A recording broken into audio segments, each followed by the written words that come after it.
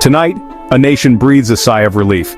Less than 2 days after the shocking murder of conservative activist Charlie Kirk, a suspect is in custody.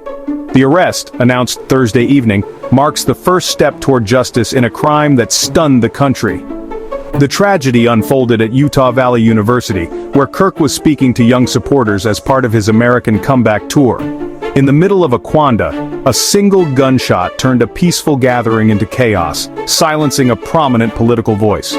The attack, swift and targeted, left the community in shock, and the nation grappling with the reality of political violence. Law enforcement launched a massive manhunt, working around the clock with local, state, and federal agencies. The country watched, anxious for answers. Who did this, and why? The arrest ended a tense 36-hour search, shifting the focus from fear to the pursuit of justice. For many, it's a critical moment, a chance to begin understanding what happened, and to confront the deep divisions that led to this tragedy. The investigation now turns to motive, as the nation seeks to heal and move forward. The story is far from over, but tonight, there is hope that justice will be served. The nation remains on edge, but the first step toward closure has begun. As details emerge, Americans are left to reflect on the cost of political extremism. The coming days will test the country's resolve and unity. The arrest was confirmed by former President Donald Trump, who announced on Fox News, "We have him in custody." Trump's statement was both a call for justice and a rallying cry, demanding the strongest punishment for the crime. He praised Kirk as a patriot and vowed that Turning Point USA's work would continue. Trump blamed radicals on the left for fostering a climate of political violence, intensifying the partisan divide.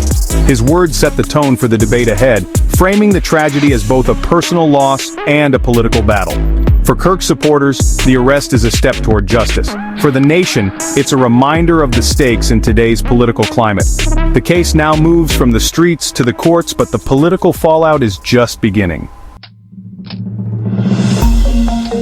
The suspect is 22-year-old Tyler Robinson of Washington, Utah. Authorities say Robinson was not a student at Utah Valley University and acted alone. His arrest followed a massive manhunt, with a crucial tip coming from his own family, who urged him to surrender. Surveillance footage and forensic evidence, including palm prints and unique shoe prints, helped build the case.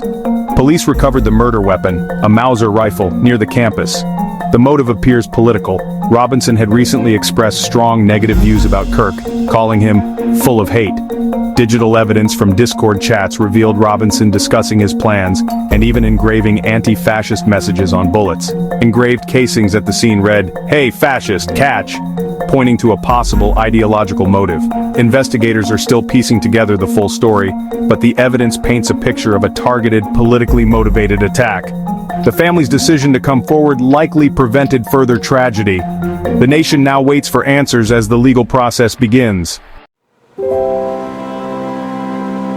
Leaders from both parties condemned the violence, calling for unity and an end to political bloodshed.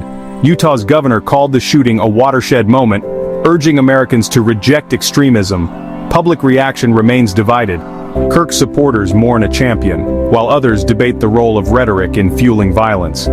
Tyler Robinson faces multiple charges, including murder, with Utah officials seeking the death penalty.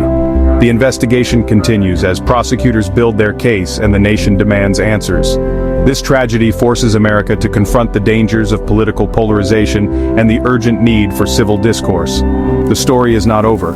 The coming trial will keep the nation's attention fixed on questions of justice and unity. Stay tuned for updates as this case unfolds.